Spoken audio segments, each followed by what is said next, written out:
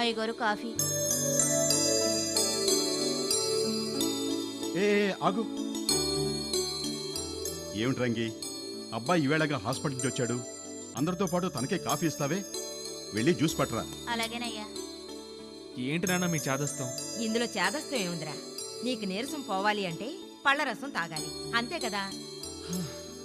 ఏదో ఒక రసం కానివ్వండి. ఆ, అది సరే మురళి, నేను నీకు ముఖ్యమైన విషయాన్ని చెప్పాలనుకుంటున్నాను రా. చెప్పండి. నేను చెప్పడం కాదురా, అందుకు నువ్వు ఒప్పుకోవటం ముఖ్యం. మేమేం చేసినా ఎప్పుడు చేసినా నీ సుఖం కోసమే కదరా చేస్తాం. అరిగిపోయిన రికార్డులా చెప్పిందే చెప్పకండి, ముందు విషయానికి రండి. అది కాదురా, నువ్వు ఎంతకాలమని ఇంకా సుఖ సంతోషాలకు దూరంగా భీష్మించుకుని కూర్చుంటావు. నీ బాధ మేము చూడలేకపోతున్నావురా. చూడలేకపోతే కళ్ళు మూసుకోండి, అంతేకాని నన్ను ఇలా విసిగించకండి. అది కాదురా, మేమేం చేసినా నా మంచి కోసమే, నా శ్రేయస్సు కోసమే. ఇంతేగా, మీరు 1,00,000 సార్లు చెప్పినా 1,00,00,000 సార్లు చెప్పినా ఇదేగా. లేదురా, స్నేహ ఈవేళో రేపు అన్నట్టుగా ఉంది. ఈ పరిస్థితిలో స్నేహను కాపాడలేమని డాక్టర్ గారు చెప్పారు. అందుకే నీకు రెండో పెళ్లి చేద్దామని నిర్ణయించుకున్నాం.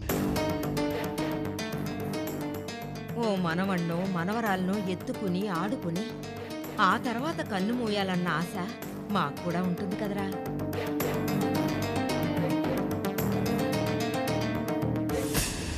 ఏంట్రా ఆలోచిస్తావు? మీ అమ్మన్న దాంట్లో మాత్రం తప్పే ఉంది. లేదు, తప్పేం లేదు. మీరన్న దాంట్లో గాని అమ్మ చెప్పిన విషయంలో గాని ఎక్కడా తప్పు లేదు. తప్పంతా నాదే. ఆ రోజున మారు మాట్లాడకుండా తిరిగి పందలాగా మీరు చూపించిన పిల్ల మెళ్ళో తాళి కట్టినందుకు ఇప్పుడు బాగా అనుభవిస్తున్నాను. ఆ రోజున మీరు నా మంచే కోరారు, ఈ రోజున అదే కోరారు, కోరుతూనే ఉంటారు. కానీ నేను మాత్రం చేసిన తప్పుకి శిక్ష అనుభవించాలి. నేను చేసిన పాపానికి ఈ జన్మలోనే శిక్ష అనుభవించి తీరాలి. అనుభవిస్తున్నాను, అనుభవించి తీరతాను. మీరు మాత్రం ప్రశాంతంగా ఉండండి, ప్రశాంతంగా ఉండండి.